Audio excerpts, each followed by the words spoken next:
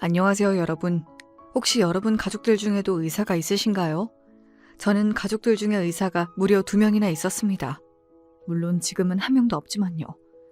그리고 그 의사들이 저를 도와주기는커녕 저를 죽을 위기로 몰아넣으셨다면 믿으시겠나요? 이게 무슨 말인가 싶겠지만 이 모든 일은 제가 겪은 실화입니다.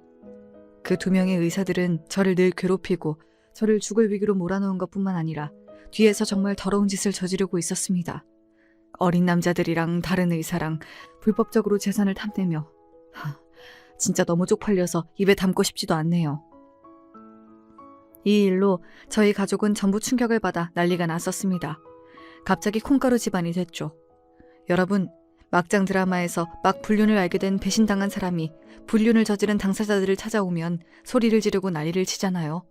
저는 이 일을 겪기 전까진 그게 연기인 줄 알았거든요. 근데 실제로 눈앞에서 그 상황을 겪으면 모두 이성을 잃고 그렇게 되나 봐요. 정말 의사였던 동서들 때문에 드라마보다 드라마 같은 일을, 별의별 일을 다 겪었습니다.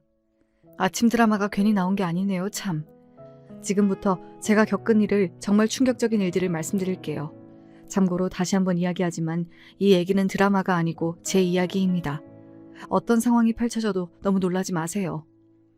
먼저 저는 어릴 때 부모님을 사고를 잃고 고아원에서 자랐습니다. 어려운 환경에서 자라온 탓에 사람들에게 늘 조심스럽고 착한 성격으로 변하게 되었죠. 직업은 중소기업 비서였어요. 나름 평범했죠. 그런데 이런 저와 달리 제가 시집간 곳의 동서들은 모두 반듯하고 능력 있는 의사였습니다.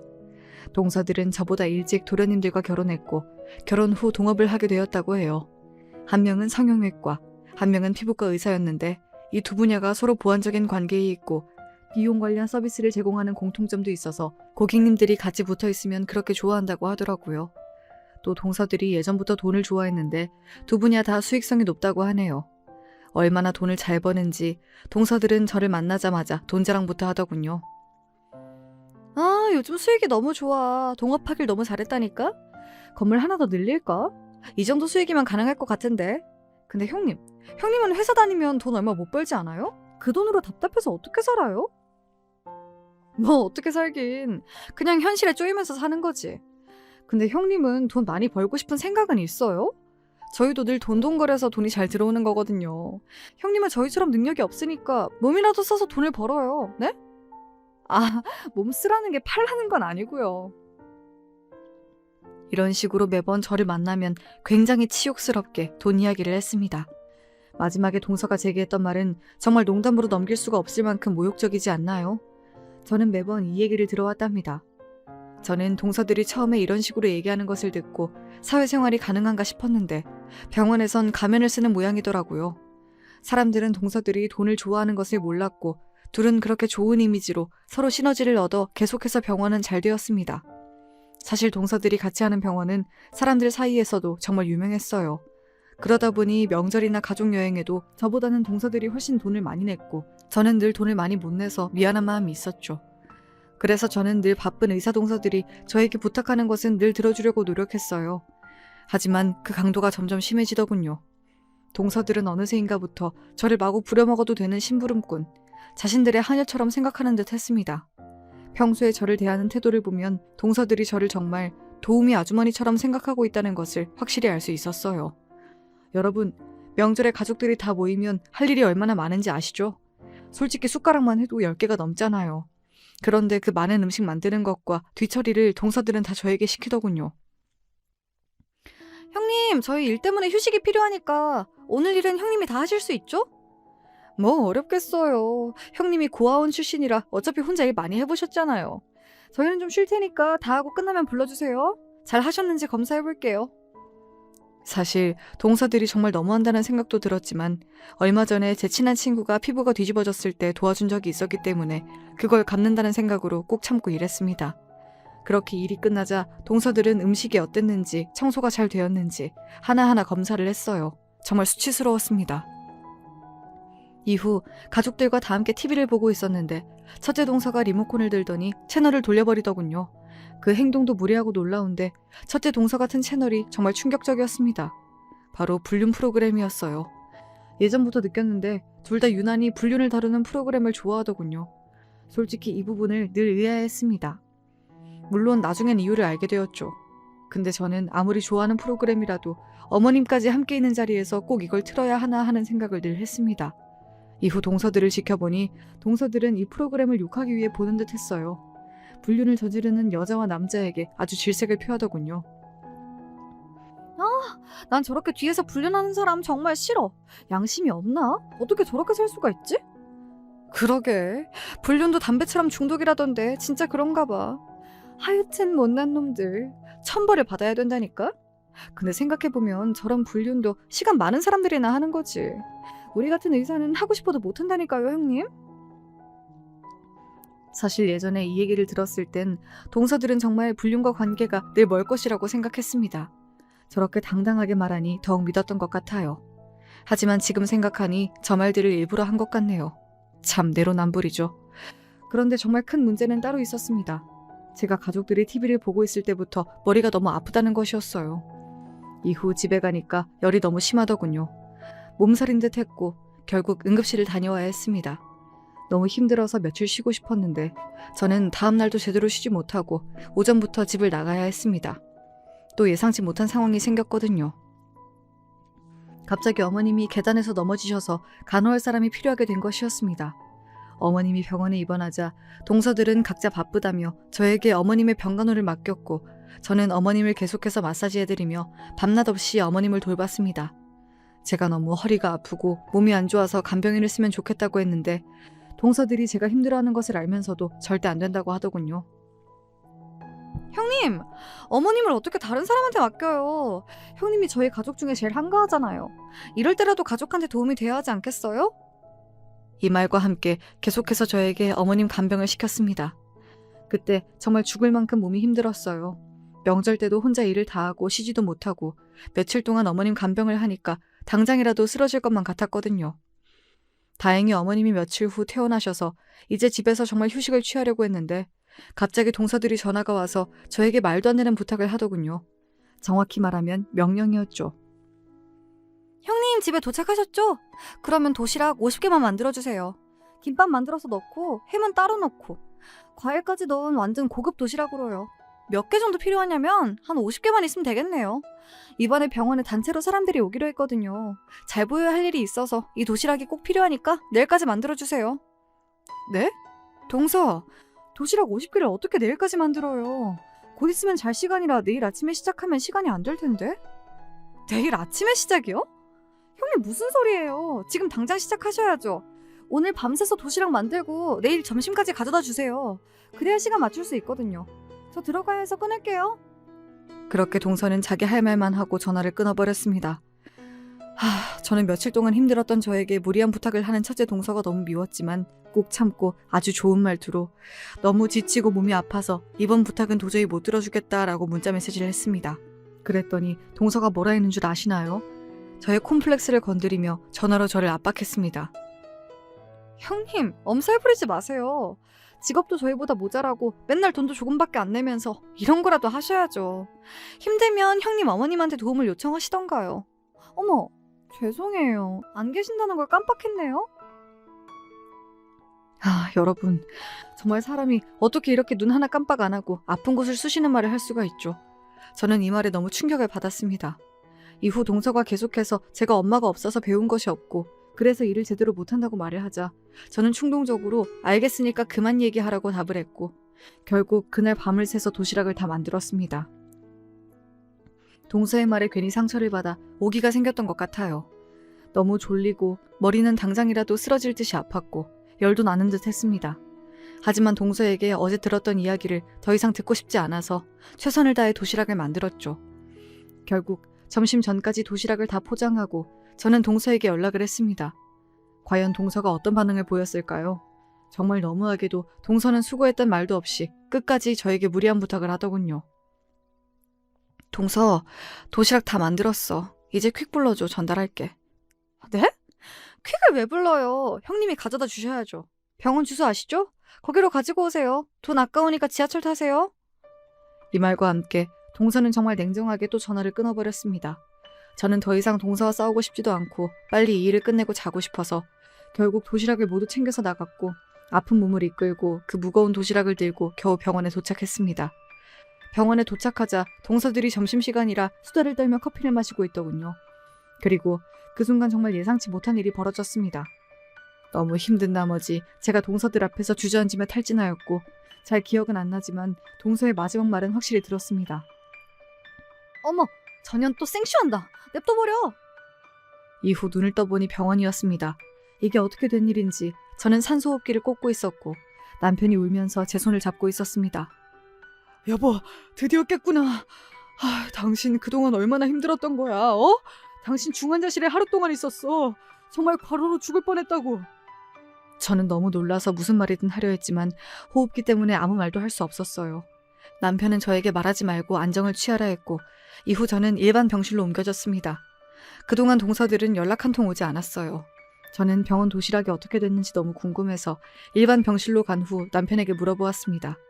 그러자 남편이 정말 충격적인 말을 했어요. 당신 왜 얘기 안 했어? 재수씨가 당신한테 도시락 50개 밤새서 만들라고 했다면서. 명절에도 당신한테 일 시키는 거 보고 내가 일 시키지 말라고 단단히 얘기했었는데 이번에 또 이러다니 진짜 너무한 거 아니야? 재수씨, 아니 그년들 내가 절대로 용서 안 해. 저는 남편이 너무 화가 난 듯 보여서 더 이상 아무 얘기를 하지 않았고 퇴원하기 전 다시 남편에게 제가 쓰러지고 난 후 어떤 상황이 있었는지 물어봤습니다. 사실 쓰러지면서 동서가 한 말이 계속 마음에 걸리기도 했어요. 그 말이 너무 충격적이라 제가 헛것을 들은 건지 제대로 들은 건지 알고 싶었거든요. 그러자 남편은 정말 화가 난 표정으로 모든 것을 털어놓았습니다. 사실 제가 병원에서 의식을 잃자 꾀병인 줄 알았던 동서가 저를 빈방에 눕혀놓았대요. 이후 몇 시간 동안 저를 확인하지도 않았다고 합니다. 남편이 저에게 전화를 아무리 해도 안 받자 혹시나 해서 동서한테 전화를 했고 그러자 동서가 제가 쓰러져서 누워있다고 아마 꾀병인데 쪽팔려서 못 일어나는 것 같다고 얘기했다고 합니다. 하지만 평소 제 성격을 아는 남편이 꾀병이 아니라는 것을 알고 당장 동서한테 병원으로 옮기라고 얘기했대요. 동서는 계속해서 꾀병이라고 주장했지만 남편이 당장 병원에 데려오지 않으면 병원을 망하게 할 거라고 난리를 치자 그제서야 동서가 짜증을 내며 제가 있던 방으로 왔고 이후 아무리 저를 깨워도 의식이 없자 심각성을 느끼고 그제서야 병원으로 데려왔다고 합니다. 이후 남편은 의사 선생님한테 너무 늦게 데려와서 골든타임이 많이 지났다는 정말 안타까운 소식을 들었대요. 남편은 그 말을 듣고 정말 동서들한테 너무 화가 났고 병원에서 눈을 뜨지 못하고 중환자실로 옮겨지는 저를 보며 저를 영영 잃을 수도 있지 않을까 생각이 들어 심장이 멎을 듯이 아팠다고 합니다. 그 와중에 동서들의 표정을 봤는데 전혀 죄책감을 느끼지 못하는 것 같았대요. 남편은 동서들에게 왜 사람이 쓰러졌는데 방치하냐며 소리를 쳤고 제가 쓰러진 이유를 따지듯이 물어봤는데 동서들은 끝까지 자기들은 잘못이 없고 제가 원래 몸이 약해서 그렇다고 변명만 했다고 하네요. 그 모습을 보고 남편은 도저히 참을 수가 없어 제 핸드폰을 열어 동서들이 보낸 메시지를 뒤져봤다고 합니다. 메시지에는 동서들이 명절날 저에게 일을 시킨 것부터 일부러 어머님 간병인을 구하지 않은 것과 저에게 도시락을 만들라고 제 가족관계를 들먹이며 압박한 것까지 모든 내용이 남아있었어요. 남편은 그걸 보고 완전히 돌아버렸다고 합니다. 결국 다음날 제가 중환자실에 있을 동안 남편은 형수님과 도련님들을 병원으로 불렀고 동서들을 보자마자 이성을 완전히 잃어버리고 도련님들 앞에서 말도 안 되는 행동을 저지르고 말았습니다. 바로 동서들의 뺨을 때린 것입니다. 놀란 동서들이 소리를 지르며 주저앉았고 눈앞에서 아내가 형한테 맞는 장면을 목격한 도련님들은 너무 화가 나서 제 남편한테 욕설을 했다고 합니다. 그러자 제 남편도 똑같이 욕을 하며 형제들끼리 병원에서 아주 크게 싸웠다고 하네요. 왜? 너희들 아내가 맞으니까 막 화나? 근데 재수씨, 아니 얘는 맞아도 싸. 내 아는 얘네 때문에 죽을 뻔했다고. 명절 내내 둘 다 일 때문에 쉬어야 한다면서 일은 다 내 아내한테만 시켰잖아. 그러고 다음날 어머니 넘어졌을 때도 내가 간병인 부르자 했는데 며칠 동안 간병인 못 쓰게 했잖아. 그러고 나서 이제 혜주가 좀 쉬나 했더니 재수씨들이 병원 행사 있다고 밤새서 도시락 50개를 만들게 했대. 문자를 보니까 진짜 가관이더라. 혜주가 몸이 너무 힘들다고 제발 그만하고 싶다고 하니까 엄마 없어서 일을 잘 못한다. 돈도 많이 못 벌면서 이럴 때라도 도움이 돼야지. 뭐 이런 말도 안 되는 폭언을 하고 있더라. 야, 사람 대 사람으로 이건 할 짓이 아니잖아. 이건 완전 인간 학대 아니니? 어? 그러고 사람이 쓰러졌으면 병원에 가야 하는 게 당연한 거잖아. 몇 시간 동안 빈방에 눕혀두고 내가 전화할 때까지 한 번도 안 들여다봤더라. 심지어 내가 전화해서 당장 병원에 가라 하니까 또 혜주가 혼자 생쇼하는 거라면서 꾀병이라고 난리를 치던데. 야, 솔직히 니들 생각해봐. 혜주가 일하기 싫어서 꾀병 부리고 그럴 애냐? 어? 진짜 재수씨들 아니 얘네는 사람도 아니야. 니들도 형한테 욕할 시간에 아내 간수나 제대로 해. 남편의 말이 끝나자 도련님들도 아까 남편에게 욕할 때와 달리 어느 정도 눈치를 보는 듯 했다고 합니다. 하지만 그 순간 동서들이 도련님들께 귓속말을 했고 무슨 이야기를 했는진 모르지만 도련님들이 갑자기 얼굴 표정이 바뀌더니 오히려 남편에게 화를 냈다고 해요. 형, 그래도 그렇지 내 아내 말은 들어보지도 않고 무작정 때려? 그건 아니지. 오해가 있었을 수도 있는 거잖아. 그리고 도시락 50개 만드는 거 힘들면 안 하면 되는데 결국 형수님이 하겠다고 한 거잖아. 얘가 형수님한테 억지로 시킨 게 아니라 그냥 형수님이 오기로 한 거라고. 그니까 오버하지 말고 당장 내 아내 때린 거 사과해. 아니면 나도 형수님 깨어나면 똑같이 때릴 거야? 그래 형, 내 아내한테도 사과해. 솔직히 형수님이 고아원 출신이라서 사회성이 떨어지는 것 같은데 제대로 자기 몸 상태를 얘기하고 거절했으면 내 아내가 시켰겠어? 하여튼 형은 결혼 상대로 우리랑 다르게 사람을 잘못 골랐어. 야, 니들 단체로 미쳤냐? 사람이 할 말이 있고 못할 말이 있지 이것들이! 이렇게 얘기하며 남편이 둘째 도련님의 뺨을 때리려고 하자 첫째 도련님이 남편의 손목을 잡고 못 때리게 말렸다고 합니다. 결국 남편과 도련님들은 서로 계속해서 욕을 했고 결국 제가 쓰러진 일로 인해 가족 간의 큰 싸움이 일어나게 되었습니다. 이 일로 동생들에게 실망한 남편은 도련님들과 관계를 완전히 끊기로 결심했다고 하네요. 저는 남편에게 이 얘기를 듣고 너무 충격을 받았는데 남편은 도련님들까지 저를 무시하자 참을 수 없었다고 하더군요. 제가 그래도 형제들인데 이러면 안 되지 않냐고 하니까 남편은 동생이어도 저를 욕하는 건 못 넘어간다며 저에게 사과를 하기 전까지는 절대 말을 하지 않겠다고 했습니다. 너무 감동적인 말이었고 한편으로 고맙기도 했지만 형제들 사이를 제가 갈라놓은 것 같아 미안하기도 했습니다. 사실 저한텐 이렇게 아무렇지 않게 얘기했지만 남편에게 이 일은 너무 충격적이었던 것 같아요. 생각해보면 제가 죽을 뻔하기도 했고 또 믿었던 동생들까지 자기를 배신했다고 생각하는 것 같았습니다. 이날 이후 남편은 동서들이 제대로 죄를 뉘우칠 수 있도록 복수해야겠다는 마음을 먹은 듯 했어요. 저에게 계속 동서들의 약점을 알고 있는지 아니면 병원 사업에 관해서 불법을 저질렀다는 대화를 나눈 적은 있는지 수상한 점은 없었는지 계속 물어보더군요. 사실 동서들이 워낙 똑부러졌기 때문에 의사로서 수상한 흔적은 전혀 없었습니다. 둘 다 돈 얘기는 많이 했지만 의사로서 사명감은 있는 듯 하다는 제 말을 들은 남편은 동서들의 약점을 잡지 못해 실망하는 눈치였어요. 그리고 이 일이 있던 이후로 남편의 생활은 180도 달라졌습니다. 일단 매일 밤 늦게 집에 왔어요. 제가 언제는 너무 남편의 행동이 의심스러워서 왜 이렇게 집에 요즘 늦게 들어오냐고 따지듯 물으니까 남편이 처음엔 이유를 얘기 안 해주다가 제가 삐지고 화를 내니까 솔직하게 털어놓더군요. 뭘 생각하는지 모르지만 그런 게 아니야. 실은 내가 요즘 재수 씨들을 미행하고 있어. 일 끝나자마자 재수 씨들이 일하는 병원에 가서 둘이 일 끝나고 어디를 가는지 확인하고 있거든. 뭐? 지금 동서들을 미행하는 거야? 아니 대체 왜? 나한테 했던 행동들이 괘씸해서 진짜 제대로 약점이라도 잡으려고 이러는 거야? 여보, 날 위한 마음은 고맙지만 그래도 이렇게까진 안 해도 돼. 진짜 미치겠네. 솔직히 당신 일 때문에 재수 씨들한테 정말 화난 거 맞아. 약점 잡고 제대로 복수하고 싶기도 했고. 그런데 그것 때문만은 아니야. 사실 당신 일 있기 전에 일 끝나고 직원들이랑 술을 마시다가 재수 씨들이랑 닮은 사람을 길거리에서 봤었거든.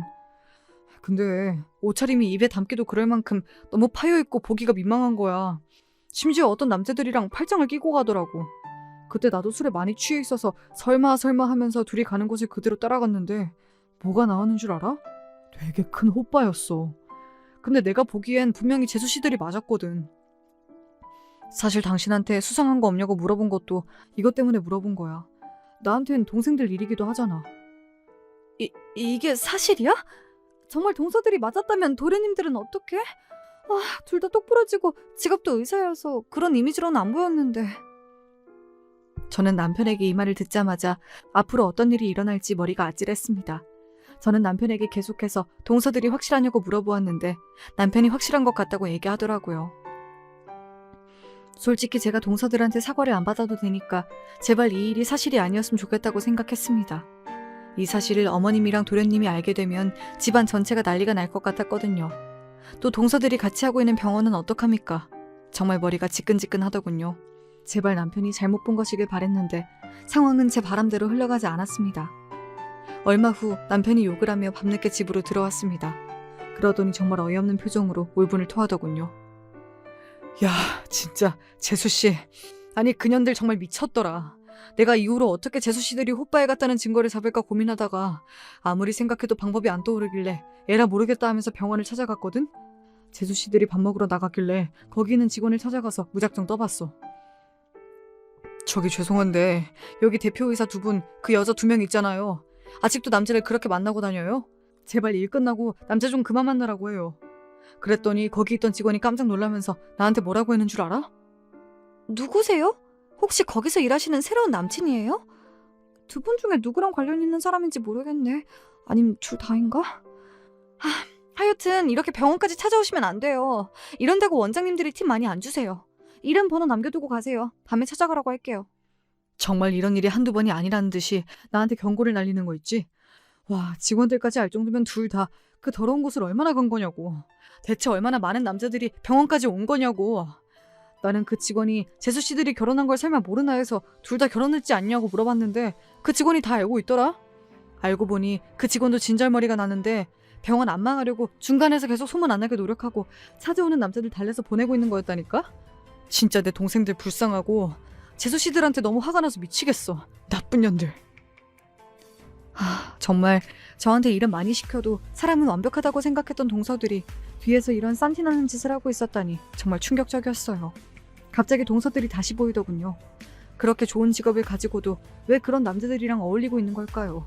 둘한테는 이 일이 일상인 것 같은데 둘 다 도련님들한테 미안한 마음은 안 드는 걸까요? 일단 저로서는 정말 이해할 수 없는 행동들이었습니다. 제가 남편에게 이제 어떻게 할 건지 물었는데 남편은 자기가 직접 동서들을 만나보겠다고 하더군요. 저는 제가 당장 할 수 있는 게 없어서 남편을 믿고 기다리기로 했습니다. 며칠 후 또다시 남편이 새로운 이야기를 들고 왔습니다. 이번엔 화를 내지 않고 한숨을 푹푹 쉬며 들어오더군요. 어느 날 남편이 동서들이 일이 끝나는 시간에 맞춰 병원을 찾아갔고 진지하게 둘의 행동에 대해서 얘기해보려고 했는데 갑자기 경악스러운 모습을 목격했다고 합니다. 바로 동서들이 화장실에 들어가더니 정말 싸 보이는 옷으로 갈아입고 화장을 완전히 고치고 다시 나온 것이었습니다. 남편은 둘의 표정이 정말 가관이었대요. 마치 쓰고 있었던 인간의 탈을 벗어던지고 원래의 모습으로 돌아온 악마, 아니 마치 수컷을 사냥하는 여왕벌 같았다고 합니다. 남편이 지켜보는 줄도 모르고 둘은 화장실을 나와서 이런 식으로 이야기를 했다고 합니다. 오늘 환자들 왜 이렇게 빡센지. 진짜 일이 이렇게 힘들 땐 제대로 풀어줘야 한다니까? 이럴 땐 남자들이 딱이야, 그치? 네 형님, 진짜 형님이랑 저랑 이 부분이 잘 맞아서 다행이에요. 오늘 누구 출근한대요? 제가 찜해둔 애가 와야 할 텐데 전화해줘야겠다. 형님, 저 어때요? 유부녀 티 안 나죠? 오늘 애들 팁도 팍팍 줘야겠다. 일 열심히 해서 돈 많이 벌었으니까 이 맛에 돈 번다니까요. 얘, 너 남편한테 전화 안 오니? 요즘 왜 이렇게 밤에 전화를 하는지 모르겠어. 그래도 너랑 있다니까 안심하는 모양이더라. 남자들 웃긴다니까. 밤에 여자랑 있다 하면 안심하던데? 사실 그게 더 위험한 건데. 둘이 있으면 남자들이 얼마나 꼬이겠어. 아무튼 오늘 제대로 즐겨보자고. 참, 남편은 처음 보는 동서들의 이중인격 같은 모습에 할 말을 잃었다고 합니다. 이후 남편은 홀린 듯이 동서들을 따라갔대요. 나중에 발뺌을 할 수 있으니 증거를 남겨야겠다는 생각이 들었다고 합니다. 둘은 역시나 남자들이 가득한 곳으로 들어갔고 남편은 녹음을 켜고 동서들을 따라갔다고 합니다. 남편은 이후 직원에게 거짓말을 치고 동서들이 있는 방을 찾아 벌컥 문을 열었대요. 문을 열자마자 경악스러운 장면이 펼쳐졌다고 합니다. 바로 동서들이 어린 남자들과 정말 행복한 표정을 지으며 부대끼고 놀고 있었다고 합니다.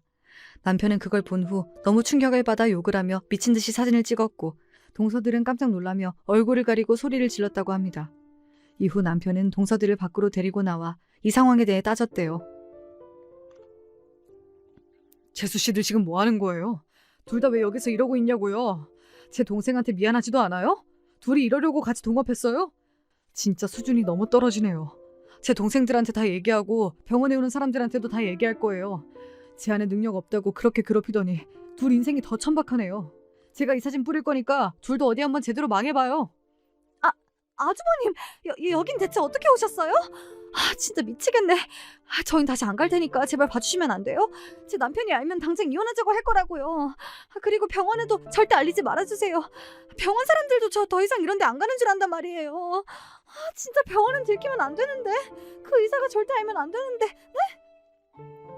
아주버님, 다 오해예요. 사실 의사 일이 너무 힘들고 스트레스 받아서 이렇게라도 일탈을 해야 살 것 같아서 온 거예요. 정말 죄송해요. 다신 안 갈게요. 제발 제 남편한테 말하지 마세요. 특히 아버님한테는 절대 말씀하시면 안 돼요. 저 아버님한테 밑보이면 안 된단 말이에요. 남편의 말로는 둘은 계속해서 남편에게 말하지 말아달라고 사정했고 중간중간 이해할 수 없는 말들도 했다고 합니다. 결국 남편은 앞으로 절대 이런 곳에 가지 말라고 동서들을 혼내고 그 자리를 나왔다고 했어요. 남편은 동서들을 보내고 나서 다리에 힘이 풀려 길거리에 주저앉았다네요. 저라도 정말 충격이 컸을 것 같습니다. 이후 남편은 저에게 동서들이 정말 잘못을 뉘우치고 있는지 모르겠다고 얘기했어요. 제가 왜 그렇게 느끼냐고 했더니 남편이 망설이면서 저에게 충격적인 말을 했습니다. 사실 나한테 말하지 말라고 사정하고 앞으로 안 가겠다는 말만 한 건 아니었어. 처음에 들키자마자 나를 공범으로 만들려고 애를 쓰더라. 정말 뭐라 하지? 미개인을 보는 것 같았어. 나에게 물 좋은 곳 안다고 당신한테 얘기 안 할 테니 잠시 놀다 가라 하더라고. 돈은 자기들이 다 내주겠다고. 그리고 앞으로 원할 때마다 언니들 소개해 줄 테니 제발 말하지 말라고.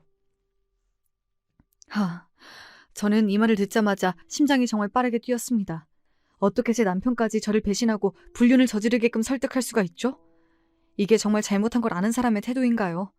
동서들은 제 남편이 공범이 되길 바랬나 봅니다. 제 남편은 둘의 이 얘기에 정말 충격을 받은 듯 보였습니다. 저도 자고 일어나서도 남편이 했던 말이 계속 떠오르더군요. 저한테도 정말 충격이 컸나 봐요. 이후 머리가 너무 아픈 와중에 정말 예상치 못한 전화가 왔습니다. 전화를 건 사람은 첫째 동서였어요. 형님, 할 얘기가 있어서 전화드려요. 사실 예전에 저희 때문에 형님 중환자실까지 가셨잖아요. 지금 생각해보니까 너무 죄송하더라고요. 지금이라도 사과할게요. 제가 아는 의사들 많으니까 앞으로 아프면 저한테 얘기하세요. 그리고 형님 몸도 안 좋으시니까 이번 명절에도 일하지 마시고 좀 쉬세요. 제가 아주머니 데리고 갈 거예요. 일은 다 아주머니 시킬 테니까 걱정하지 마시고요. 알겠죠? 이때까지 저한테 일을 못 시켜서 안달이었던 동서가 이런 말을 하다니 정말 생각지도 못했습니다. 더군다나 갑자기 사과라뇨. 아무래도 남편한테 들킨 이후로 저한테 잘해야 남편이 도련님들한테 얘기를 안 할 것 같아서 일부러 가식을 떨며 이런 행동을 하는 것 같았습니다. 동서의 이런 행동이 너무 소름이 돋아서 저는 알겠다고 하고 전화를 빨리 끊었어요. 그로부터 몇 주 후 저는 의사 동서들의 이중적인 사생활을 알게 된 것도 너무 머리가 복잡한데 더 막장 드라마 같은 일이 제 눈앞에서 일어났습니다. 첫 번째로 시아버지가 하고 계시던 사업이 갑자기 부도가 나버렸어요. 저는 이 소식을 듣고 아버님이 너무 걱정이 되었고 저와 남편이 서둘러 아버님이 계신 집으로 찾아갔습니다. 그러자 먼저 둘째 동서가 와 있더군요. 둘째 동서가 아버님께 했던 말은 지금 생각해도 정말 어이가 없네요. 아버님 미치셨어요? 이걸 날리면 어쩌자는 거예요. 나중에 저 병원 차려준다고 하셨잖아요. 최소한 그 돈을 남겨두셨어야죠. 제가 저 사람이랑 왜 결혼했는데요. 아버님 돈 아니었으면 제가 결혼했겠냐고요. 아 진짜 짜증나. 동서는 이렇게 큰 소리로 아버님께 따지고 있었고 소식을 듣고 도착한 둘째 도련님과 저와 남편도 이 광경을 목격하고 말았습니다. 둘째 도련님은 이 모습을 보고 정말 충격을 받은 것 같았고 저도 둘째 동서가 아버님 돈 때문에 결혼했다는 것을 듣고도 믿기 힘들었습니다. 며칠 후 둘째 도련님이 정말 충격적인 이야기를 꺼냈습니다. 저희한테 둘째 동서와 이혼하겠다고 하더군요. 제 남편이 도련님께 전화해서 이유를 물어봤고 저는 둘째 동서가 아버님께 했던 말이 화근인 줄 알았는데 도련님이 다른 이유가 있다고 하더라고요. 설마 도련님이 동서들의 이중생활을 알고 있는 것 아닐까 갑자기 등골이 오싹했습니다. 제 남편도 저와 같은 생각을 했는지 이 얘기를 꺼내더군요.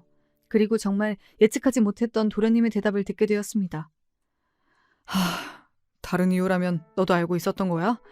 재수씨 둘이 병원 끝나고 옷 갈아입고 호빠에 자주 놀러 가잖아. 얼마 전에 나한테 들키고 앞으로 절대 안 가겠다고 했었는데 설마 또 간 거야? 그게 무슨 소리야? 지금 내 귀가 잘못된 거야? 나는 그냥 평소에도 대화가 잘 안 통하길래 나랑 안 맞는 생각해서 이번 기회에 이혼을 하는 게 낫지 않을까 한 건데 갑자기 다른 남자를 만났다니 이게 대체 무슨 말이냐고. 제 남편의 말로 동서들의 이중생활이 둘째 도련님께 들키게 되었고 마침 둘째 도련님 옆에 있던 어머님까지 이 사실을 알게 되었습니다. 결국 화를 참지 못한 어머님은 당장 병원으로 가자고 하셨고 결국 어머님을 말리기 위해 저와 남편도 병원에 가게 되었습니다. 지금 동서들의 이중생활이 밝혀지고 아버님 사업이 갑자기 부도나고 둘째 동서가 아버님의 돈을 보고 결혼했다는 것을 가족들이 알게 되고 둘째 도련님이 이혼하겠다는 것도 너무 혼란스럽고 난장판인 상황인데 이것만큼 더 충격적인 사실이 여러 개 밝혀졌습니다. 이걸 쓰면서도 손이 덜덜덜 떨려요. 먼저 병원에 도착한 어머님은 둘째 동서의 머리채를 잡고 소리를 지르셨습니다. 참 드라마에서 많이 본 장면이죠. 제가 실제로 겪을 줄은 몰랐던. 너 미쳤어? 너가 내 아들을 놔두고 다른 남자랑 놀아놨다며. 여기 있는 환자들한테 쪽팔리지도 않냐? 어머님이 이 얘기를 하자마자 놀란 환자들이 카메라를 들고 이 모든 것을 찍기 시작했습니다. 제 남편과 제가 허겁지겁 환자들에게 카메라를 내려달라고 부탁했지만 막을 수 있는 상황이 아니었어요. 어머님은 이때까지만 해도 둘째 동서만 이 일을 했다고 알고 계신 것 같았습니다. 하지만 혼자 당하기 싫었던 둘째 동서가 제 남편을 보며 폭탄 발언을 던져버렸습니다. 아주버님이 다 얘기했죠. 분명 말씀 안 하신다고 했잖아요. 그리고 어머님, 왜 저한테만 이러세요? 처음에 바람 피우고 싶다고 저 꼬신 건 형님이라고요. 그러자 이 상황을 듣고 있던 첫째 동서가 나와서 억울함을 표하며 더 큰 폭탄 발언을 하기 시작했습니다. 야, 너 지금 내 탓하냐? 한 번 가보고 나서는 너가 나보고 계속 가자 했잖아. 심지어 어제 가서 만난 사람은 너 남편보다 훨씬 낫다며. 나는 최소한 내 남편이랑 비교는 안 했다? 어머님, 얘보단 제가 나아요. 얘는 늘 어떻게 하면 아버님 돈 훔쳐올까 그 생각밖에 안 하는 애라고요. 얘 불법적으로 아버님 돈 빼오려고 아주 난리를... 그 순간 둘째 동서가 첫째 동서의 입을 막으며 머리채를 잡았고 결국 둘은 소리를 지르며 몸싸움을 벌였습니다. 손님들은 웅성이며 주위를 둘러싸고 여러 각도로 영상을 찍기 바빴습니다. 어머님은 너무 놀랐는지 주저앉으며 숨을 몰아쉬고 있었습니다. 이 드라마 같은 상황에 저도 너무 충격을 받아 아무것도 하지 못하고 있었는데 또다시 예상하지 못한 상황이 발생했습니다. 아까부터 환자들에게 사진을 찍지 못하게 하고 서 있던 첫째 동서의 눈을 가려주던 의사분이 갑자기 첫째 동서에게로 와서 느닷없이 뺨을 때리더군요. 사람들은 이 상황에 다 놀라서 서로를 번갈아가면서 쳐다보았습니다. 상황을 파악하고 싶었지만 아무도 이유를 알고 있는 사람이 없는 듯 했어요. 남자 의사는 자신에게 관심이 집중되자 정말 지금 생각해도 손이 덜덜 떨릴 만큼 말도 안 되는 발언을 첫째 동서에게 했습니다. 야, 넌 맞아뒀어. 내가 그동안 너 호빠 애들이랑 사고친 거 얼마나 많이 수습해줬는지 알지? 그 말 안 통하는 애들 돈 줘가면서 병원 못 오게 뒤에서 얼마나 손봐줬는지 너 알잖아. 근데 어제도 호빠를 가? 이제 안 가겠다며. 나 말고 다른 남자들이랑은 안 논다며. 곧 네 남편이랑도 이혼한다며. 정말 이 말을 듣고 거기 있던 사람들 다 저를 포함해서 머릿속에 물음표가 떴을 거예요. 그러니까 지금 이 상황을 요약해보자면 시아버지의 재산을 노리고 결혼한 둘째 동서가 첫째 동서와 동업을 하게 되었고 이후 첫째 동서의 권유로 둘은 계속해서 호빠를 다녔고 동서들의 돈을 노린 그 남자들이 병원으로 자주 찾아오자 첫째 동서와 불륜 사이였던 남자 의사가 그 남자들을 다 처리해 주었다. 이게 맞나요, 여러분? 그리고 이 모든 사실이 오늘 어머님 앞에서 다 밝혀졌다. 뭐라 말도 못할 만큼 정말 난장판 그 자체네요. 당시에 사람들 전부 너무 놀라 아무도 말을 못하고 있었는데 그때 한 직원이 소리치더군요. 야, 의사들 진짜 소름 돋는다. 그렇게 권위 있는 척은 다 하더니 재산 노리고 병원에서 불륜 저지르고 또 돈 주고 남자들 만나고 아주 난리가 났네. 김성철 원장님, 당신은 다를 줄 알았는데 정말 실망입니다. 그리고 원장님들, 제가 그동안 두 사람 뒤처리하면서 얼마나 현타가 오는 줄 아세요? 이 정도로 남자에 미쳐있는 사람들은 처음 봤다니까요. 이왕 이렇게 밝혀지니까 아주 속이 다 시원하다. 나는 더 이상 더럽고 치사해서 니네랑 일 못하겠다. 내가 때려친다, 때려쳐! 이 말과 함께 그 직원은 옷을 벗어던지더니 병원을 나가버렸습니다. 아무래도 직원은 남자 의사와 제 첫째 동서의 분류는 생각지도 못한 듯 했어요. 그렇게 폭풍 같은 상황이 지나갔습니다. 여러분, 이후 동서와 저희 가족은 어떻게 되었을까요? 예상하셨을 텐데 그때 있었던 손님들이 영상을 온갖 SNS에 올렸고 이 소문은 언론에까지 퍼져 동서의 병원과 가정이 동시에 파탄에 이르게 되었습니다. 특히 그동안 사람들한테 이미지도 좋았고 유명했던 동서들이 호빠 출입과 불륜 스캔들로 온라인상에 대대적으로 보도되면서 동서들은 의사로서의 명예를 완전히 잃고 사회적으로 매장되었습니다. 당연히 동서들이 운영하던 병원도 문을 닫게 됐죠. 첫째 도련님은 이 모든 것을 보지 못했지만 이야기를 듣고 그 누구보다 충격을 받은 듯 했어요. 정확히 말하면 현실을 계속해서 부정하는 듯 했습니다. 이 정도 스케일의 일이면 차라리 눈으로 보는 게 더 나았을 수도 있을 것 같아요. 그렇다면 현실 자각이라도 빨리 되었을 텐데. 첫째 도련님은 그럴 리 없다는 말만 반복하시더라고요. 근데 저라도 못 믿었을 것 같습니다. 이후 저는 가끔씩 동서들의 근황이 궁금했지만 딱히 물어볼 사람도 없어서 속으로만 생각하고 있었어요. 그런데 얼마 후 제가 알지 못했던 상황이 밝혀졌습니다. 바로 저희 가족들과 동서들이 연락이 아예 끊겼다고 생각했는데 그게 아니라 동서들과 끝까지 연락하던 사람이 있었더라고요. 그 사람은 시어머니였습니다. 이 사건이 있고 나서 동서들이 저와 남편, 도련님들 몰래 어머님을 만나 끝없이 사과를 하며 어머님에게 계속해서 도움을 요청했다고 하네요. 저 같으면 어머님 낯짝도 못 봤을 텐데 여러모로 동서들이 참 대단하다는 생각이 드네요. 동서들은 어머님을 만나서 이렇게 얘기했다고 합니다. 어머니, 제가 잘못했어요. 앞으로 다른 남자도 안 만날 거고 정말 성실하게 의사로서 저희 일만 하면서 살게요. 제발 저희 다시 일어날 수 있게 도와주시면 안 될까요? 어머님이 병원 다시 차릴 자금 조금만 보태주시고 제 남편 설득해주시면 저 다시 일어설 수 있어요. 저희에게 마지막 기회를 주세요. 네? 솔직히 이 얘기를 들으니 저도 마음이 아프긴 하더라고요. 어머님도 그런 마음으로 동서들과 연락을 계속해 온 것인 것 같기도 합니다. 아니면 아들의 이혼을 막고 싶었을 수도 있고요. 어쨌든 어머님이 계속 들어줬으니까 동서가 저렇게 간절하게 어머님께 도움을 요청할 수 있었겠죠? 사실 어머님은 동서들이 계속해서 연락을 해오자 돈을 몰래 빌려주고 도련님들께 동서들을 잘 얘기해 주려고 했었대요. 재결합을 하는 방향으로요. 하지만 우연히 도련님이 어머님과 동서들이 통화한 것을 듣게 되었고 어머님한테 아주 충격적인 사실을 전해주었다고 합니다. 어머님이 나중에 저에게 하소연을 하면서 말씀해 주셨는데 저도 정말 소름이 돋더군요. 어머니, 제발 정신 차리세요. 제가 오죽하면 이혼을 했겠어요. 둘 다 진짜 무섭고 뻔뻔한 사람들이라니까요. 제가 어머니 충격받을까봐 이 얘기까지는 안 하려고 했는데 자꾸 어머님이 뒤에서 딴소리 하니까 그냥 얘기할게요. 걔가 어머님한테 그렇게 간절하게 도움을 요청하는 날에도 밤에 남자들 만나고 있었다고요. 그렇게 많은 것을 잃고도 아직 정신을 못 차렸다니까요. 어머니, 걔네는 정말 더 이상 볼 가치가 없어요. 이제 제발 연락하지 마세요. 참, 그렇게 호되게 혼나고도 아직도 남자들을 만나고 있었다니. 심지어 마지막까지 진심으로 동서들을 도와주려 했던 어머님을 또 한 번 속이다니. 정말 사람은 끝까지 안 변하는 걸까요? 저는 동서들을 보며 아예 사람을 못 믿게 되었습니다. 결국 도련님의 이야기에 충격을 받은 어머님은 동서들에게 이제 우리 관계도 끝이니 더는 연락하지 말라고 차갑게 이야기를 하고 차단을 해버렸다고 합니다. 사실 제 남편이 동서들의 불륜 증거를 모아서 도련님들이 더 이상 속지 않고 아내의 실체를 알 수 있었지만 저는 제가 도련님들이라면 그래도 제 남편이 고맙진 않을 것 같았어요. 아무리 형제라도 쪽팔리잖아요. 그래서 그런지 제 남편과 도련님들은 사이가 예전보다 서먹서먹한 것처럼 보였습니다.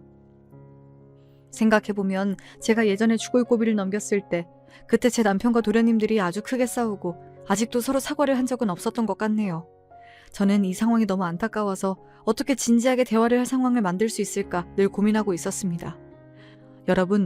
여러분이라면 가족끼리 이렇게 드라마같이 큰 싸움이 있었을 때 어떻게 화해를 시킬 건가요? 저는 인터넷에도 쳐보고 주변 사람들에게도 좋은 방법을 물어보았습니다. 여러 명에게 물어보니 확실히 방법이 보이더군요. 저는 어머님과 의논해서 형제 화해 자리를 마련했습니다. 셋을 따로따로 불러 한자리에 모았고 제 남편과 도련님들이 어릴 때부터 같이 자란 사진을 음악과 함께 큰 화면에 띄웠습니다. 다들 예상치 못한 이벤트에 감동을 받은 것 같으면서도 떨떠름해 하더군요. 이후 어머님이 입을 떼셨습니다. 얘들아, 이제 그만 화해했으면 좋겠다. 너희가 서로를 미워하는 것도 아니고 내가 며느리를 잘못 둬서 너희 사이가 멀어진 것 같아 내 마음이 너무 아프다. 엄마가 언제까지 더 살지도 모르는데 너희들 제대로 화해 못 시키면 계속해서 마음이 힘들 것 같아. 나를 위해서라도 제발 화해를 하렴. 제 남편과 도련님들은 어머님이 이렇게 진심으로 말하자 서로 미안하다고 말하기 시작했습니다. 이후 다 같이 술을 먹으며 그동안 있었던 회포를 풀었고 극적으로 화해를 했습니다. 이렇게 몇 마디 말만으로도 화해를 할 수 있는데 그동안 왜 그렇게 망설인 걸까요? 참 혈연이란 관계는 신기한 것 같아요. 이후로 시댁에 갈 때마다 다시 화목한 형제관계를 볼 수 있었고 저는 눈치 보지 않고 쉬면서 어머님과 대화를 나눌 수 있었습니다. 모두 저를 무시하고 계속해서 일을 시키던 동서들이 없었으니까 가능한 일이었어요. 사실 이 일이 있고 나서 저희 가족이 바로 원래의 화목한 분위기로 돌아온 것은 아니었습니다. 한동안은 정말 차가운 분위기였고 제가 잘못한 건 아니지만 늘 눈치가 보였어요. 하지만 확실히 형제 화해 자리가 있고 난 후에 분위기가 좀 달라진 것 같습니다. 시간이 좀 흐른 지금은 제가 사람답게 살고 있어서 그런지 너무 행복합니다. 제 마음이 편안해지니까 저에게도 예상치 못한 기쁜 일들이 생겼습니다. 우선 늘 저혈압으로 쓰러짐을 반복하던 제가 혈압이 정상적으로 돌아왔어요. 그동안 남편이 저를 정말 잘 챙겨주었고 저도 열심히 잘 먹고 스트레스도 조절했더니 건강이 좋아지게 된 것 같아요. 스트레스가 만병의 원인이라는 말이 정말 맞나 봅니다. 저를 힘들게 하던 원인이 사라지고 갈등이 해결되자 마음의 평화를 찾게 되었나 봐요. 의사 선생님께도 이제 제 건강이 괜찮아졌다는 말을 들었는데 너무 기뻐서 눈물을 흘렸습니다. 사실 늘 임신을 하고 싶었는데 제 건강 때문에 망설였거든요. 그리고 그로부터 몇 개월 후 정말 소리를 지를 만큼 기쁜 일이 생겼습니다. 바로 그토록 바라던 새로운 생명이 저에게 찾아온 것이었어요. 우와, 내가 아빠가 되다니. 여보, 정말 고마워. 내가 앞으로 더 잘할게. 대한민국 만세! 여보도 만세! 미친 듯이 펄쩍 뛰고 기뻐하는 남편을 보니 제가 더 기뻤고 앞으로 엄마로서 저에게 찾아온 생명에게 정말 최선을 다해야겠다고 생각했습니다. 어머님과 도련님께도 말씀드렸으니 정말 좋아하셨어요. 이제 우리에게 새로운 희망이 생겼구나. 아가, 고맙다.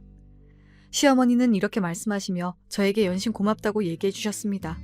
도련님들은 충격이 아직도 큰 듯해 보이긴 했지만 그래도 둘이 함께 이야기를 하며 잘 살아가려고 노력하는 듯 보였습니다. 여러분, 꽃샘추위가 지나면 봄이 온다는 말 아시나요?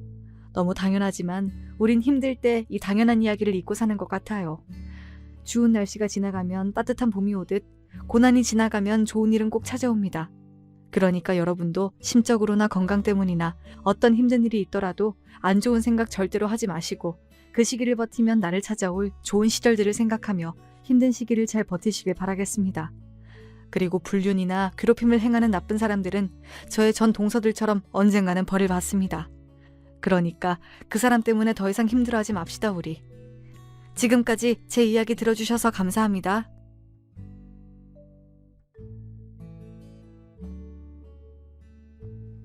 안녕하세요. 전 50대 중반 여자입니다. 평소 사연을 즐겨보는 구독자 중 한 명이고요. 설거지하면서도 많이 듣고 집 청소하면서 가장 많이 듣죠. 사연들을 듣다 보면 공감 가는 것도 많고 시간도 금방 가더라고요.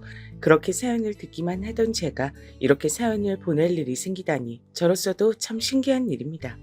저의 사연은 혹시나 여러분들께서 억울한 일을 당하면 절대 참지 말고 어떻게든 응징하고 복수를 했으면 좋겠어서 보내게 됐습니다. 제가 바로 그 복수를 하게 됐거든요. 많은 분들이 보실 수 있도록 좋아요와 구독 한 번씩 눌러주시고 사연 들어주시면 감사하겠습니다. 저는 22살의 남편과 결혼했지만 일찍부터 남편을 저 세상으로 보내고 남은 아들과 도련님만 바라보며 살아왔습니다. 아들이 10살 때 남편이 교통사고로 그만 저와 제 아들과 생이별을 하고 말았죠. 콱 남편을 따라 죽으려다가 남편과 나이 차이가 많이 나는 도련님과 우리 아들이 아른거려서 안 되겠더라고요. 그래서 그 둘을 위해서 살아갔습니다.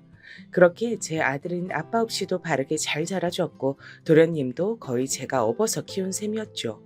남편과 도련님은 12살 차이가 나서 어릴 적부터 저희 집에 같이 살았었고 남편이 죽고 나서 도련님만 다시 시골에 계신 시부모님께 보낼 수가 없어 쭉 같이 살았거든요. 제 아들은 도련님을 형처럼 잘 따랐고요. 그래서 그런지 저한텐 아들만큼 도련님도 아들처럼 각별한 존재였습니다. 저희 도련님은 시댁도 가난하고 돈이 없어서 빨리 취직하려고 공부를 잘하는데도 상고에 갔고 졸업하자마자 바로 삼성에 취직했습니다. 정말 저와 저희 아들 그리고 회사밖에 모르는 도련님이었죠. 친구들도 아주 가끔씩만 만났고요. 사춘기도 없었던 거나 다름없었습니다. 저 때문에 철이 참 빨리 들었죠. 그래서 더 안타깝고 미안한 게 많은 도련님입니다. 그렇게 삼성을 오래 다니다가 자기 사업을 한다고 돌연 퇴사를 하더니 대박을 쳐서 도련님은 알짜배기 신랑감이 됐지만요. 이름만 빠져 살아서 연애도 안 하고 있으니까 제 입장에선 신경이 안 쓰일래야 안 쓰일 수가 없었습니다. 도련님, 너무 회사집 하는 거 아니에요? 친구들이랑 놀고도 싶을 텐데. 저랑 준수 걱정은 하지 말고 친구들이랑 놀고 와요. 여자친구도 사귀고요. 전 도련님이 계속 회사 일만 열심히 하는 것 같아 속상하네요. 형수님, 저는 회사집이 편해요. 집에 오면 우리 형수님 있죠. 맛있는 밥도 해주시고 천국이 따로 없어요. 집 나가면 다 돈인데요 뭘. 여자친구는 글쎄요. 아직 잘 모르겠어요. 도련님 친구분들은 여자친구 잘만 사귀고 결혼까지 하셨잖아요. 이참에 소개라도 받아보는 건 어때요? 전 우리 도련님이 여자친구 사귀는 게 소원이네요. 아니죠. 결혼하는 게 소원이에요. 벌써 42이잖아요.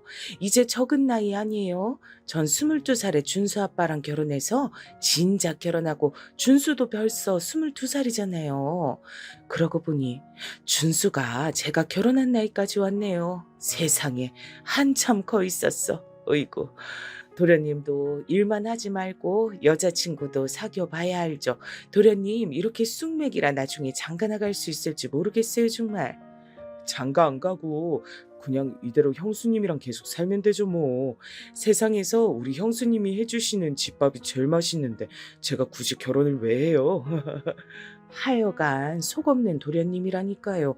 하늘에서 우리 준수 아빠가 보면 42살이 넘도록 여태 혼자인 도련님 보고 얼마나 속이 타겠어요. 그리고 도련님 여자친구 생기거든 절대 그런 얘기 하시면 안 돼요. 알겠죠? 여자친구가 그런 얘기 들으면 도망간다고. 친구들한테도 그런 얘기 하지 마시고요. 그럼 여자 소개도 안 해준다고요. 알겠어요. 여자친구 생기면 형수님이랑 같이 산다는 얘기 안 할게요. 그래도 형수님한테 잘하는 그런 기본이 착한 사람이 아님 만나기 싫어요. 착한 사람 있으면 한번 만나볼게요. 안 그래도 제 친구가 자기 직장 동료 소개해준다고 했었는데 하도 형수님이 이렇게 만나보라고 보채시니까 이번에 한번 만나보고 올게요. 오, 그게 정말이에요? 그럼 당장 만나봐야지. 많이 만나봐야 하는 거라고요. 그래야 저처럼 준수 아빠한테 코 안 끼죠. 농담이고요. 그래야 도련님도 여자 보는 눈도 생기고 그러죠. 전 도련님 연애하는 거 아주 적극 정성이네요. 그러니까 많이 만나보세요. 자, 밥 다 됐네요. 식사하세요. 이렇게 순수하고 착한 도련님은 42살의 나이에 처음 만난 여자친구와 결혼을 하게 됐고 그게 바로 제 동서였습니다. 쑥맥인 저희 도련님을 좋게 봤는지 먼저 우리 집에 인사를 오고 싶다고 했다고 하더라고요. 적극적인 면이 저희 도련님과는 대비돼서 오히려 좋아 보였습니다. 한쪽이라도 적극적이어야 일이 진행되잖아요. 만나보니 동서는 인사성도 바르고 예의도 바르고 무엇보다 우리 도련님이 좋다고 하니까요. 큰 반대를 하고 싶지 않았던 것이 컸습니다. 도련님 나이도 나이니까요. 집안도 우리 집보다 엄청 못 사는 것도 아니고 딱 적당하게 잘 맞는 정도였달까요? 또 우리 도련님이 그래도 삼성이란 대기업에 오래 다녔고 지금은 자기 회사를 운영하며 승승장구하고 있어서 모아놓은 돈도 꽤 있었으니까요. 그렇게 동서와 한 4개월을 사귀곤 결혼을 해버렸죠. 동선 저한테도 굉장히 싹싹한 편이었습니다. 도련님이 결혼 준비를 하면서 저와 아들 둘이 사는데 아들도 군대를 갔거든요. 그래서 외로울까봐 일부러 근처에 신혼집을 얻기까지 했죠. 그게 고맙고 또 한편으론 미안해서 자주 찾아가진 않았습니다. 도련님이 괜히 저 때문에 곤란하지 않았길 바라는 마음에서였죠. 그래도 한 동네다 보니 소문도 다 들을 수 있고 같이 쇼핑하다 마주치기도 하고요. 먼저 도련님네 신혼집에 놀러 가진 않았지만 가끔씩 반찬도 해다 주고 그런 좋은 관계로 공존하는 것이 좋았습니다. 어머, 형님. 지난번에 해주신 반찬 너무 잘 먹었어요. 역시 형님표 반찬이 최고라니까요. 제가 음식해서 채워가지고 돌려드려야 되는데 빈 반찬통만 드려서 번번이 죄송하네요. 저희 남편도 형님 반찬 없으면 밥에 손도 안 댄다니까요. 아시다시피 제가 워낙 음식은 형님에 비해 못해서 괜히 음식 드렸다가 입맛만 버리실까 봐서요. 그 대신 오늘 제가 맛있는 저녁 대접할게요. 여기 소고기집에서 저녁 때 뵙는 거 어떠세요? 오늘 남편도 일찍 끝낸다고 하거든요. 6시 반에 소고기집에서 봬요. 아이고, 반찬은 내가 하면 되니까 동서는 신경 쓰지 마. 오히려 한 동네에 계속 살면서 이렇게 반찬 해다 줄 수 있어. 내가 다 좋지. 혼자 먹을 거 하면 자꾸 부실하게 하게 되거든. 같이 먹을 거 생각하니까 나도 계속 반찬을 하고 좋잖아. 그냥 빈 반찬통만 줘도 되는데. 그래, 소고기 한번 얻어먹지 뭐. 6시 반에 그 소고기집으로 갈게. 이따 봐, 동서. 역시 형님이에요. 어쩜 그렇게 마음도 넓으세요. 저야 너무 감사해서 그러죠. 음식 못하는 전 정말 형님 근처에 사는 게 축복이라니까요.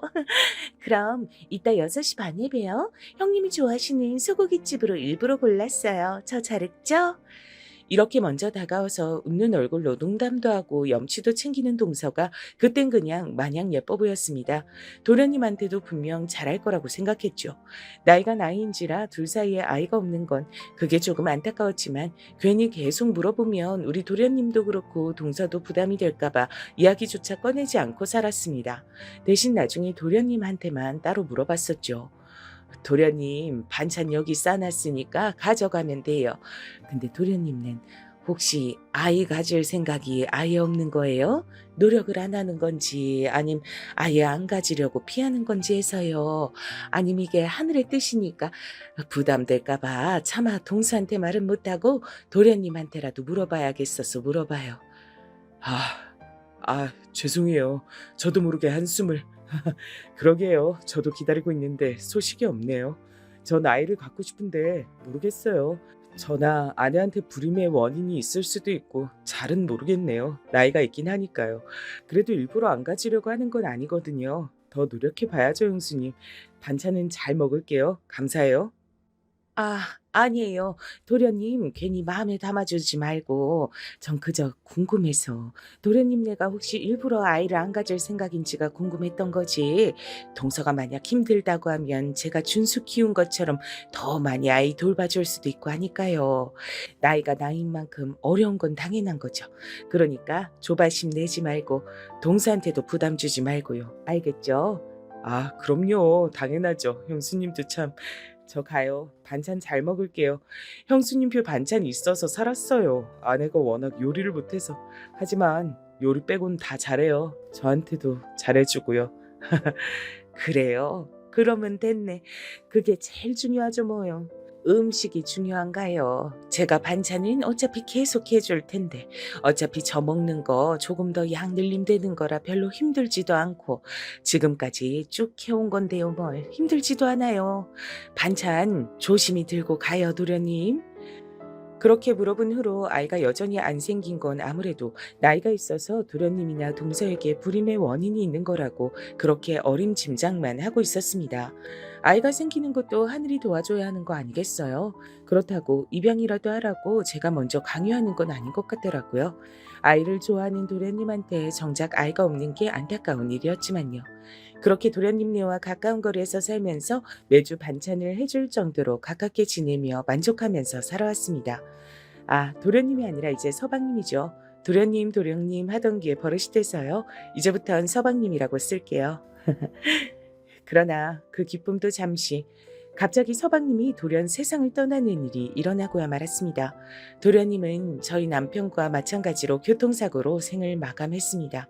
그런데 조금 이상한 점이 있었어요.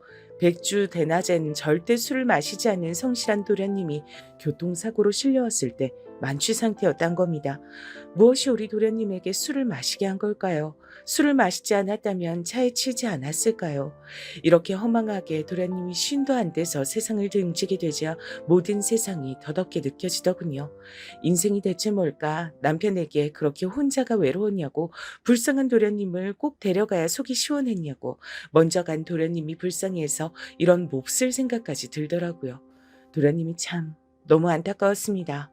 도련님과 같이 산 세월이 얼만지 그렇기에 더 각별하고 특별한 도련님이었기 때문입니다.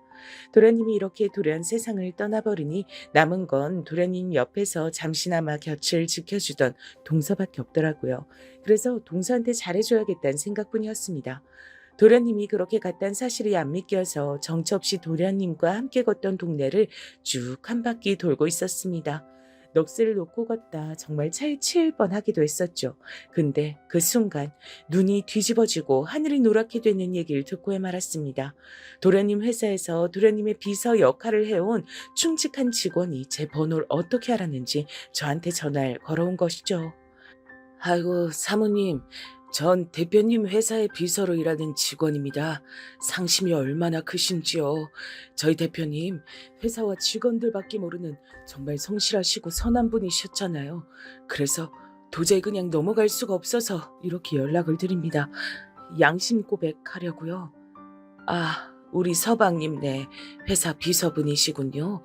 저한텐 무슨 일로 연락 주신 건지 양심 고백이라니 대체 그게 무슨 소리세요? 아, 사모님, 근데 이거는 정말 제가 사모님한테만 알려드리는 거예요. 대표님께서 그 교통사고로 죽었다고 들었는데 단순히 교통사고가 아니었던 것 같아서요. 네? 그게 대체 무슨 우리 서방님은 교통사고로 돌연사한 거 맞아요. 근데 무슨 문제라도 아니 단순 교통사고가 아니라면 누가 우리 불쌍한 서방님을 일부러 죽이기라도 했단 거예요? 예. 사실 사장님 아내분께서 저희 대표님 몰래 바람 피면서 만나고 다니는 사람이 많다는 그런 소문이 파다했습니다. 그 그게 정말입니까? 그러면 우리 서방님이 바람핀 동서 때문에 힘들어하다 갔다는 거죠? 아이고, 우리 서방님 불쌍해서 어떡해. 아이고, 그래서 대낮에는 늘 일하느라 절대 술을 입에도 안 대는 사람이 그렇게 만취 상태였던 거군요. 아이고, 차 사고로 간 거랑 별개로 동서가 우리 서방님을 죽인 거나 다름없다니. 사모님, 제가 이렇게 양심 고백하는 건 이걸 절대 가만두지 마시고 꼭 대표님 아내분에게 복수를 해주셨으면 했습니다. 당연히 이 일을 밝히고 대표님 재산 못 가지도록 내쫓아야죠. 대표님도 지금 이미 죽은 마당에 누구 좋은 일 할 일 있나요? 우리 서방님 정말 불쌍해서 어떡하냐. 우리 비서님이 정말 말씀해 주신 대로 동설 절대 가만두지 않아야겠어요. 내 목숨 걸고 반드시 동설을 갈기갈기 찢어서 파멸시키고야 말 거라고요. 네, 사모님. 정말 잘 생각하셨어요. 대표님 유품 정리도 혹시 다 하셨을까요? 전 뭔가 대표님처럼 성실한 분이 갑자기 대낮에 술을 먹고 돌아다녔다는 게 당시 엄청나게 큰 충격을 받지 않고서야 그럴 리가 절대 없을 것 같거든요. 제가 대표님 모신 지가 벌써 5년이 넘었습니다. 대표님 유품에서 뭔가 나올 수 있으니까 한번 꼼꼼하게 봐주세요. 혹시 제 도움 필요하시면 언제든 연락 주시고요. 혹시 비서님 저 좀 도와주실 수 있을까요? 너무 다리가 후들거리고 심장이 벌렁거려. 아이고 우리 서방님 정리하는 것 좀 도와주세요. 뭐라도 단서가 될 만한 걸 찾아야 되는데 저 혼자 찾다가 괜히 놓칠까 봐. 그럼 우리 서방님 너무 억울해서 안 되잖아요. 아, 그럼요. 도와야죠. 지금이 아마 대표님 아내분 없는 시간 맞을 거예요. 지금쯤 빨리 한번 가서 살펴보자고요. 사모님께서 아셔야 될 건 전부 알 수 있도록 살사치 한번 찾아보자고요. 제 생각엔 아무래도 뭔가 더 있는 것 같아요. 그렇게 저희 서방님 회사의 비서님과 함께 죽은 서방님의 유품을 정리하러 서방님네 집에 왔습니다. 마침 동서도 자리를 비운 시간이라 딱 좋은 타이밍이었죠. 저 혼자가 아니라 비서님이랑 둘이서 정리한다고 생각하니 든든하더라고요. 그렇게 둘이서 열심히 뭐라도 건지잔 마음으로 이것저것 정리하다가 정말 발견하지 말아야 할 것을 발견하고 말았습니다. 이건 제가 지금 잘못 본 거죠? 그런 거죠? 동서가 다른 남자랑 아이도 2명이나 그럼 이미 결혼을 했던 사람이었던 거. 이렇게 파렴치한 사람이 다 있나. 자기한테 말도 안 하고 이혼한 여잔데다가 애까지 2이나 딸린 사람이었던 걸 도련님이 알게 된 게 이것 때문이었어. 이것 때문이었다니. 아, 내가 당장 동서 인연을 데려다가 찢어 죽여야. 아, 말도 안 돼. 아우, 우리 서방님 불쌍해서 어떡해. 사모님, 아이고. 정말 우리 대표님 불쌍해서 어떡해요. 사람 일이 정말 한치 앞도 모르는 거네요. 그럼 대표님은 사기 결혼을 당하신 거네요. 이제 어떡하실 건가요? 동서분 당장 내쫓으시죠. 근데 이것도 있는데요. 이리 좀 와서 이것 좀 보세요. 재산 포기서? 이 캐피탈 업체 도박이랑 연결된 곳인데 저희 동네 아줌마 남편이 도박에 빠져서 이 캐피탈에서 돈 빌린 서류랑 보면서 완전 울고불고해서 기억나요. 사모님, 이 정도면 저희 대표님 재산 다 날릴 것 같은데 이거 정말 어떡하죠? 결혼하고 바람핀 데다 초혼도 아니고 애 2 달린 이혼 연걸 속이고 우리 서방님이랑 결혼한 것도 모자라. 뭐요? 도박? 도박으로 재산이 다 날아갔다고요? 아이고, 어쩜 이렇게 까덕까덕 계속 나오는 건지. 무슨 양파도 아니고 이게 정말 사실이라고요? 우리 서방님이 이걸 알고 그렇게 술을 퍼마실 수밖에 없었겠네. 어떻게 맨정신으로 버텼겠어. 안 그래요? 서방님, 아이고, 서방님, 정말 불쌍해서 어떡해.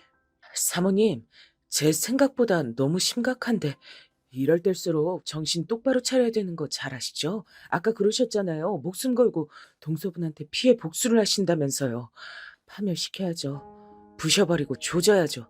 저희 대표님 눈에서 피눈물 나게 만들었는데 그래서 죽게 만든 거잖아요. 가만 놔두실 거 아니죠? 복수 그거 하자고요. 저도 도와드릴게요. 그래요. 맞아요. 이건 절대 그냥 넘어갈 수 없는 일이에요. 지금 우리 서방님 재산 도박으로 다 까먹은 게 동서가 맞담. 데려다가 아주 그냥 고문을 해도 모자라죠. 알면 알수록 정말 도저히 안 되겠네요. 도와줘서 고마워요, 비서님. 제 인생을 걸고 동서 인연을 아주 그냥 개박살 내야겠어요. 전 그런 줄도 모르고 외로운 도련님 곁에서 잠시나마 지켜줬던 동서한테 더 잘해주려고 했었는데 제가 동서를 어떻게든 파멸시켜야겠어요. 두고 보세요. 다 산산조각 내버릴 거예요.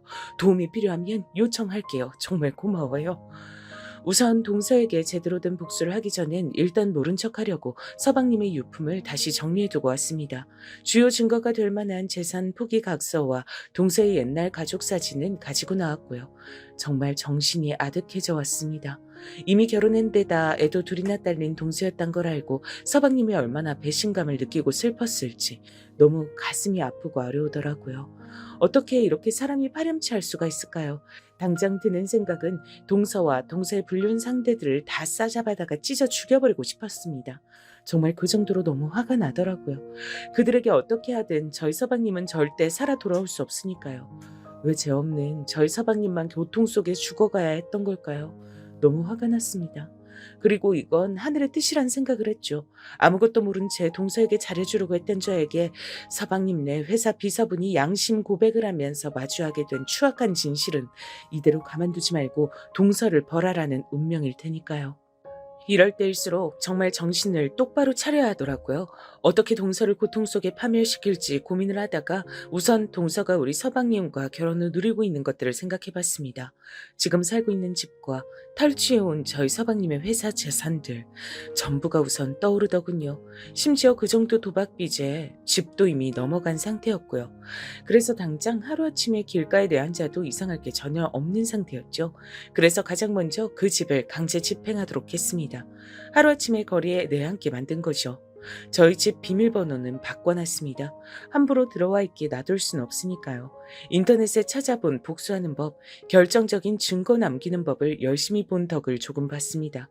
그러고 조금 기다리자 동서에게 바로 연락이 오더라고요. 형님, 제가 사실 지금 많이 어려운 상태예요. 남편이 죽고 나서 제가 지금 갈 데가 없는 상태인데 혹시 형님 집에 가도 될까요? 아까 가봤는데 비밀번호가 박혀 있더라고요. 두들겨도 답이 없으시길래 오실 때까지 기다릴까 하다 전화드렸어요. 정말 동서 뻔뻔하구나. 내가 언제까지 모를 거라 생각했어? 이혼한 것도 숨기고 애 둘 딸린 거 속인 동서한테 난 나가서 얼어 죽든 차에 치이든 아무 관심 없어.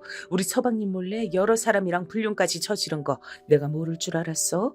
서방님 유품 정리하다 다 알게 됐다고. 동서 옛날 가족 사진이랑 동서가 도박으로 날려먹은 집문서도 이미 다 받고 말이야. 그걸 어떻게 형님께서 알고 계신 거예요? 남편이 죽기 전에 얘기한 것도 아닐 테고 도대체 어떻게 하신 거예요? 도박빚이 살짝 있긴 하지만 형님 돈 있으시잖아요. 형님 갑자기 이러시면 전 어떡해요? 제발 죽은 저희 남편을 봐서라도 아량을. 그 더러운 입으로 우리 서방님 이름 함부로 올리지 마. 가증스런 것, 넌 사람도 아니야. 네가 날려먹은 집에서 나와서 사는 건 당연한 거 아니니? 뻔뻔하게 네가 죽인 거다. 우리 서방님 네가 죽였어. 살려내라고. 형님, 제가 도박 때문에 재산 날려먹은 것도 맞고 네, 결혼 전에 이혼녀에 애 둘 딸린 거 속인 것도 잘못했고 불륜도 인정하지만 제가 남편을 죽였다니요. 멀쩡한 남편을 제가 왜 죽였겠어요? 죽일 이유가 전혀 없잖아요. 제 남편은 아무것도 모르고 죽었어요. 행복하게. 아니, 우리 서방님은 네 그 추악한 면모를 다 알아버렸어. 알고 나서 도저히 감당이 안 됐던 거지. 백주대낮에 일하느라 절대 술은 입에도 대지 않는 우리 서방님이 술을 마신 만취 상태로 도를 활보한 건 다 너의 그 사악한 비밀들을 알았기 때문이라고. 알아? 그건 억지죠, 형님. 아무리 제 탓을 하고 싶으셨다고 해도 그건 아니죠. 아니에요. 아니라고요. 형님이 제 남편이 그걸 알고 죽었는지 모르고 죽었는지 어떻게 아세요? 형님께서 지금 제 뒷조사를 꽤 하셨나 본데 제 남편 그날 술 마시고 차에 치인 게 제 잘못은 아니잖아요. 안 그래요? 전 어찌됐든 제 남편의 아내고 형님 동서잖아요. 저 좀 걷어주세요. 네? 네? 증거? 증거라고 했니? 서방님 유품에서 네가 도박으로 집 재산을 전부 날린 증거랑 네 옛날 가족 사진이 나왔어. 이걸 알고 우리 서방님이 어떤 감정으로 술을 마셨을지 상상은 가니? 남편이 죽었는데 유품 정리도 안 해봤나 봐. 하긴 도박에 미쳤으니 그럴 정신 없었겠지. 가증스런 것.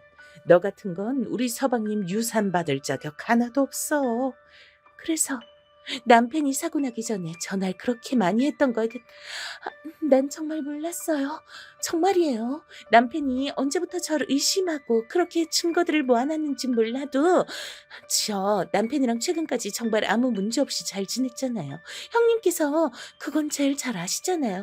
저 정말 억울해요. 억울? 억울하단 소리가 나오니? 정말 뻔뻔하구나 넌. 끝까지 잘못한 게 없단 거냐? 어디 언제까지 그럴 수 있는지 내 두고 보마. 넌 더 이상 내 가족이 아니다. 우리 집 앞에서 상주할 생각은 꿈도 꾸지 말고. 경찰 불렀다. 끌려나가고 싶으면 계속 거기 있어. 네 불륜남들도 같이 신고할 거니까 그렇게 알고 마음대로 해라. 그러자 정말 경찰들이 찾아올 거라고 생각한 건지 불륜남들까지 정체를 다 들켰다고 생각한 건지 주춤거리면서 사라지더라고요.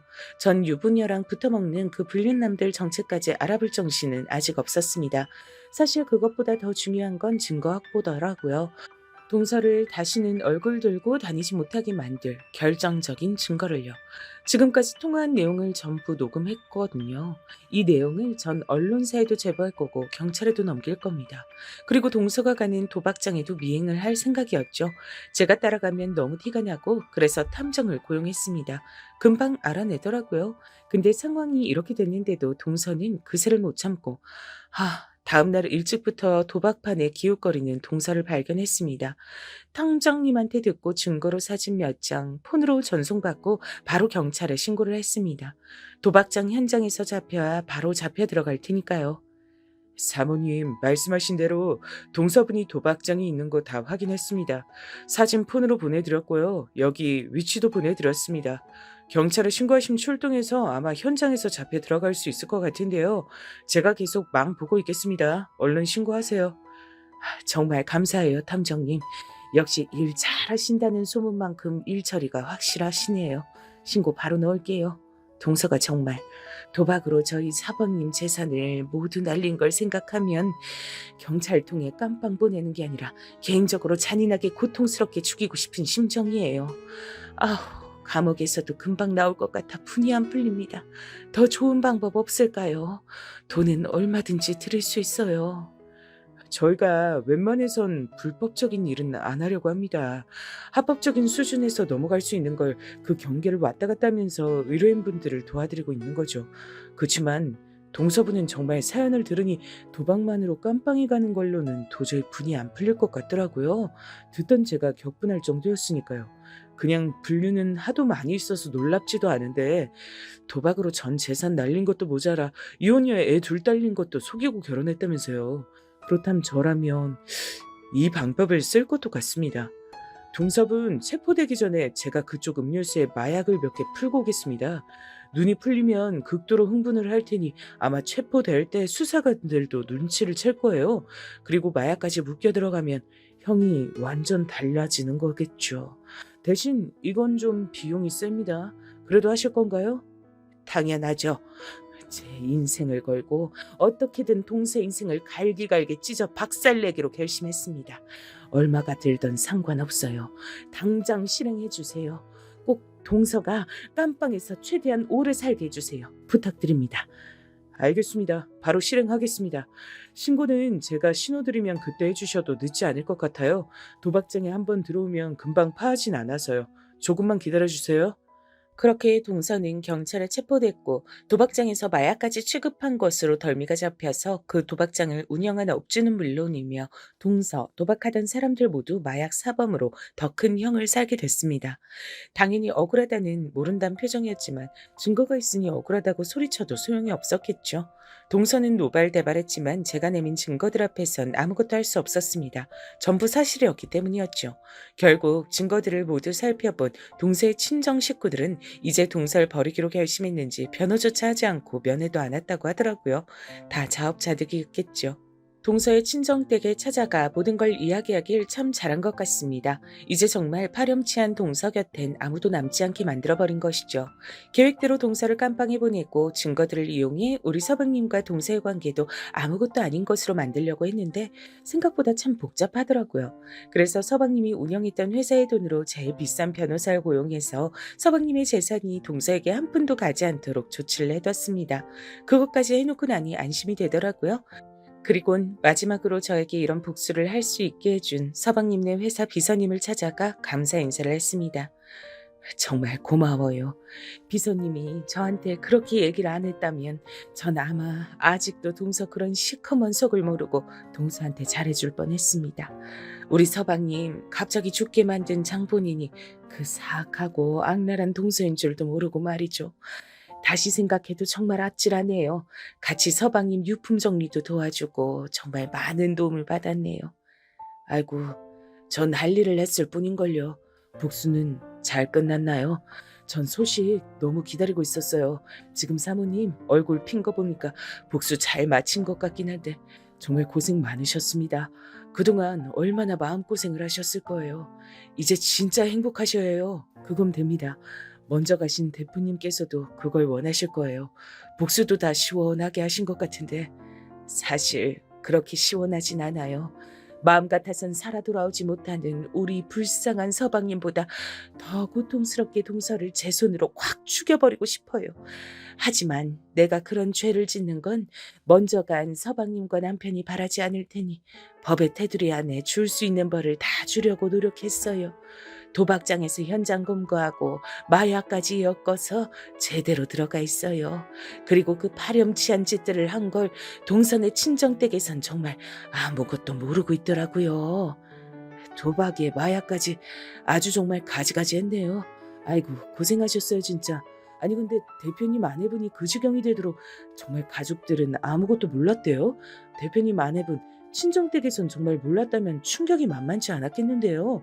저였음 제 자식이어도 당장 내다 버리고 싶었을 것 같아요.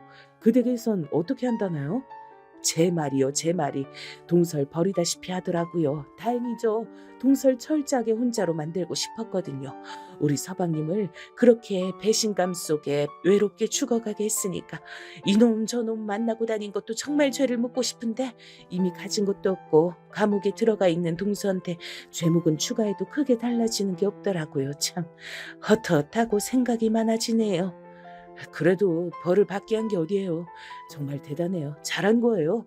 지금까지도 충분히 잘한 복수예요. 인생을 건 복수 정말 제대로 하신 거잖아요. 나이가 들면서 대표님 아내분은 아마 평생을 후회할 거예요. 늙어갈수록 주변에 아무도 없고 죄값 때문에 교도소에서 천천히 죽어갈 테니까 죽고 싶어도 마음대로 못 죽죠. 여기서 뭘 더 어떻게 할 수 있었겠어요. 가족들까지 다 등 돌리게 한 거면 정말 엄청난 복수죠. 살면서 후회 또 후회를 계속할 거예요. 그러니 이제 마음 놓으세요. 네, 그래야죠. 이제 군대 간 아들 기다리는 일만 남았네요. 그래도 비서님 덕분에 정말 억울할 뻔했던 우리 서방님 복수를 할 수 있었네요. 너무 고마워요. 남편 일찍 죽고 10살 배기 우리 아들이랑 서방님 이렇게 둘만 보며 겨우 살았어요. 저희 아들이랑 서방님 때문에 지금까지 산 거라고 말할 수도 있죠. 근데 그런 서방님이 동서 잘못 만나 죽기 전까지 불륜에 도박으로 재산도 다 탕진당하고 그걸 알고 감당하기 힘들어 술을 마시고 차에 치여 죽어버렸어요. 인생이 참 허망하잖아요. 살아갈 의미가 뭔지 사실 잘 모르겠네요. 이번에도 저의 얘기를 듣고 이젠 대표님 복수가 아니라 사모님께서 군대 가신 아드님과 함께 더 잘 살아야겠다는 생각을 하면 되잖아요. 복수가 인생의 목표는 아니죠. 복수는 수단일 뿐 복수 성공하는 게 얼마나 큰 힘이 들어가는 일인데요. 힘을 많이 쓰셔서 그런 걸 수도 있어요. 이제 걱정 없이 자유롭게 사세요. 사모님, 다른 거 생각하지 마시고요. 그러게요. 비서님 얘기하는 걸 듣고 있으니까 정말 복수까지 성공한 마당에 먼저 간 도련님 목까지 저희 남편 목까지 더 잘 행복하게 살아야겠다는 그런 생각이 드는데요. 비서님 혹시 가고 싶은 여행지 있으세요? 제가 경비 다 들게요. 제가 이런 복수할 수 있게 도와준 보답으로 그리고 제 인생의 이 막을 다시 살게 해준 보답으로요. 비서님이랑 같이 간다면 정말 즐거울 것 같아요. 정말요? 너무 무리하시는 거 아니에요? 저야 좋지만 너무 큰 선물이라 저는 일찍 취직해서 일하느라 아직 유럽을 못 가봤어요. 그래서 유럽을 그렇게 가보고 싶긴 했는데 정말 멀어서 가기가 쉽지 않다고 하더라고요. 근데 제가 갈 수 있으려나요? 영어도 못하는데. 통역해줄 가이드랑 같이 가면 되죠. 요즘 세상은 인터넷에 검색하면 다 구할 수 있더라고요. 설명도 엄청 친절하게 다 나와 있고요. 이번 복수 준비하면서 정말 많이 깨달았어요. 아직 늦은 건 아무도 없구나 하면서 말이에요. 어째 20대인 저보다 더 젊고 아시는 것도 많으신 것 같아요. 저도 검색 좀 해볼게요. 그나저나 정말 가는 건가요? 아, 너무 생각만 해도 설레는데요. 꿈만 같아요. 여행은 얼마나 길게 갈까요? 유럽이니까 일주일로는 안 되겠죠? 네, 진짜 가는 거예요. 그리고 혹시 남자친구 있어요? 우리 아들이 군대에 있고 아직 22살인데 비서님이 너무 참하고 마음에 들어서요. 남자친구 없음 우리 아들 제대하고 한번 만나봐요. 제 아들이지만 참 바르게 잘 컸거든요.